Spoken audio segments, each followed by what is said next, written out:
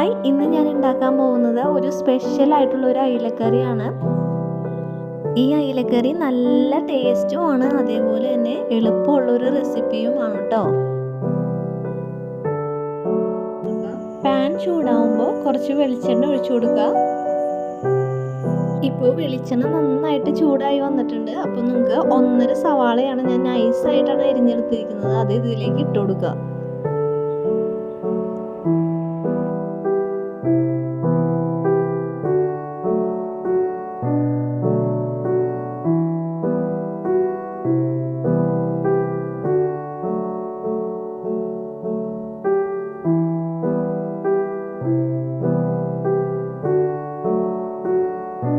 സവാള നന്നായിട്ട് മൊരിഞ്ഞ് വരാൻ വേണ്ടിയിട്ട് കുറച്ച് ഉപ്പ് ചേർത്ത് കൊടുക്കുകയാണ്. ഈ കറിയുടെ പ്രത്യേകത എന്ന് വെച്ച് കഴിഞ്ഞാൽ സവാള വാട്ടിയെടുക്കുകയല്ല ചെയ്യുന്നത്, നല്ല രീതിയിൽ ഗോൾഡൻ കളർ ആവുന്നത് വരെ മൊരിയിച്ചെടുക്കുകയാണ് ചെയ്യുന്നത്. ഇപ്പോൾ മൊരിഞ്ഞ് വന്നിട്ടുണ്ട്. ഇനി അത് ചൂടാറാൻ വേണ്ടി മാറ്റി വെക്കാം കേട്ടോ. ഇനി ചട്ടി ചൂടാവുമ്പോൾ വെളിച്ചെണ്ണയിൽ കടുക് പൊട്ടിച്ചെടുക്കണം. കടുക് പൊട്ടിക്കഴിയുമ്പോൾ 6 അല്ലി വെളുത്തുള്ളി ചേർത്ത് കൊടുക്കുകയാണ്.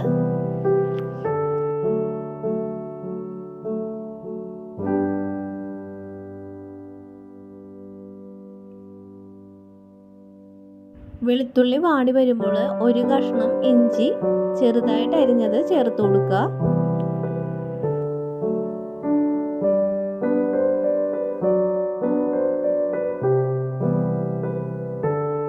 ഇഞ്ചിയും വെളുത്തുള്ളിയും നന്നായിട്ട് വാട്ടിയെടുക്കണം.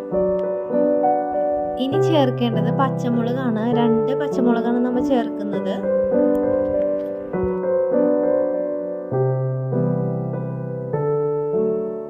ഇനി നമ്മൾ ചേർക്കാൻ പോകുന്നത് ഒരു തണ്ട് കറിവേപ്പിലയാണ്. അതും കൂടി ഇട്ട് നന്നായിട്ട് മിക്സ് ചെയ്യണം. ഇപ്പോൾ എല്ലാനും വഴറ്റി എടുത്തിട്ടുണ്ട്. ഇനി ഇതിലേക്ക് 1/2 ടീസ്പൂൺ മഞ്ഞൾപ്പൊടി ചേർത്ത് കൊടുക്കുകയാണ്.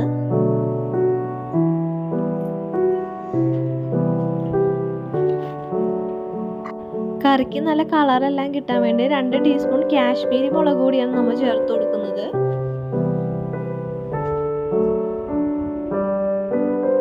എരിവ് കിട്ടാൻ വേണ്ടിയിട്ട് 1.5 ടീസ്പൂൺ മുളക് പൊടി ചേർത്ത് കൊടുക്കുന്നുണ്ട്. എരിവുള്ള മുളക് പൊടിയാണ് ചേർത്ത് കൊടുക്കുന്നത്.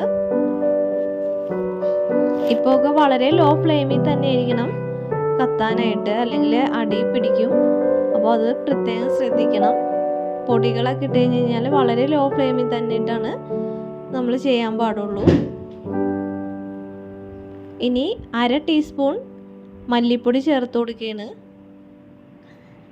അപ്പോൾ അതും കൂടി ഇട്ടിട്ട് നന്നായിട്ട് വഴറ്റിയെടുക്കണം.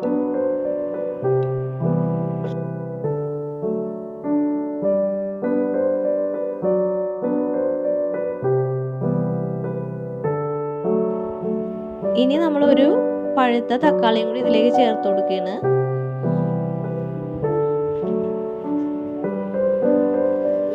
ഇനി ചേർക്കേണ്ടത് കൊടംപുളി ചൂടുവെള്ളത്തിൽ കുതിർത്തി വെച്ചിട്ടുണ്ടായിരുന്നു. അപ്പോൾ അതിലേക്ക് ചേർത്ത് കൊടുക്കുന്ന വെള്ളം ആദ്യം ഒഴിച്ചിട്ട് മിക്സ് ചെയ്യാണ്. പിന്നെ കൊടംപുളിയും കൂടി ഇട്ടിട്ട് നന്നായിട്ട് ഇളക്കി യോജിപ്പിക്കുകയാണ്. അപ്പോൾ ആ പുളി നല്ല സോഫ്റ്റ് ആവും ചൂടുവെള്ളത്തിലൊക്കെ ഇടുമ്പോൾ.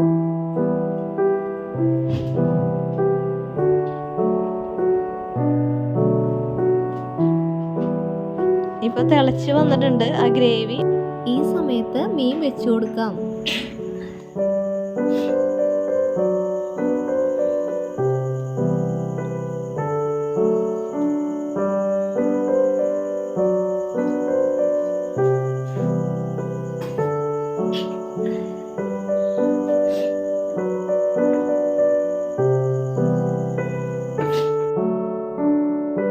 ഗ്രേവി അതിൻ്റെ മുകളിലേക്ക് ഒഴിച്ചിട്ടുണ്ട്.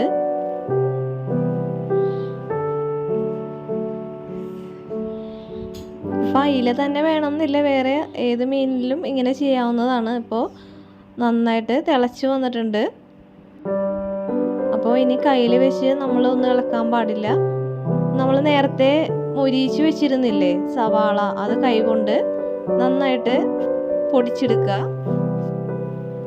ഇപ്പം അയില നന്നായിട്ട് വെന്തിട്ടുണ്ട്. ഇനി ഈ പൊടിച്ചു വെച്ച സവാള അതിൻ്റെ മുകളിലേക്ക് ചേർത്ത് കൊടുക്കുകയാണ്. ഈ സവാള മൊരിഞ്ഞതെന്ന് പറയുന്നത് നല്ല ടേസ്റ്റാണ് ഈ അയിലക്ക് ഉണ്ടാവുന്നത്. ഈ അയിലക്കറിക്ക് ഉണ്ടാവുന്നത് നല്ല ടേസ്റ്റാണ്, ഒരു പ്രത്യേക ടേസ്റ്റ് തന്നെയാണ്. ഇതൊരു വെറൈറ്റി കറിയാണ്. ഇനി അരക്കപ്പ് തേങ്ങാപ്പാലാണ് ചേർത്ത് കൊടുത്തിരിക്കുന്നത്. തേങ്ങാപ്പാലിൻ്റെ 1/4 പാലാണ് നമ്മൾ ഇതിനു വേണ്ടി എടുത്തിരിക്കുന്നത്. അപ്പോൾ ആവശ്യത്തിനുള്ള ഗ്രേവിയുമായിട്ടുണ്ടാവും ഈ 1/4 പാൽ ചേർക്കുമ്പോൾ. ഇനി നമുക്ക് കുറച്ച് നേരം ഒന്ന് അത് തിള വരുന്ന വരെ ഒന്ന് ആ കറി വേവിച്ചെടുക്കണം.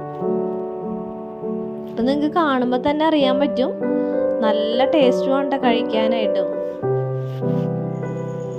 ഇപ്പോൾ ആ ഗ്രേവി തിളച്ച് വന്നിട്ടുണ്ട്.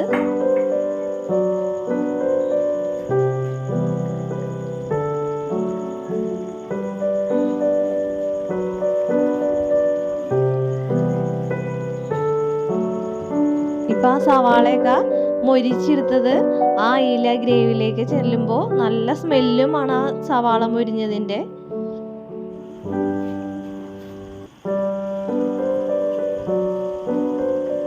നമ്മൾ എന്നും ഉണ്ടാക്കുന്ന അയിലക്കറിയിൽ നിന്ന് കുറച്ച് വ്യത്യസ്ത രീതിയിലാണ് നമ്മൾ ഇന്ന് എടുത്തിരിക്കുന്നത്.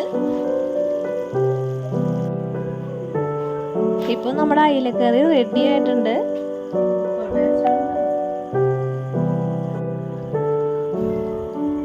നമുക്ക് കൂടുതൽ ചാറ് വേണമെങ്കിൽ കൂടുതൽ ചാറിൽ എടുക്കാം. ഇതിൻ്റെ ചാറിന് നല്ല ടേസ്റ്റ് തന്നെയാണ്. ഞാൻ കുറച്ച് തിക്കായിട്ടാണ് ചാറ് എടുത്തിരിക്കുന്നത്. അപ്പോൾ വീട്ടിൽ അയില വേറെ ഏത് മീൻ വെച്ച് ഇത് ചെയ്യാവുന്നതാണ്. നിങ്ങൾ ഒരു പ്രാവശ്യമെങ്കിലും ഇങ്ങനെ ഒന്ന് ഉണ്ടാക്കി നോക്കണം കേട്ടോ.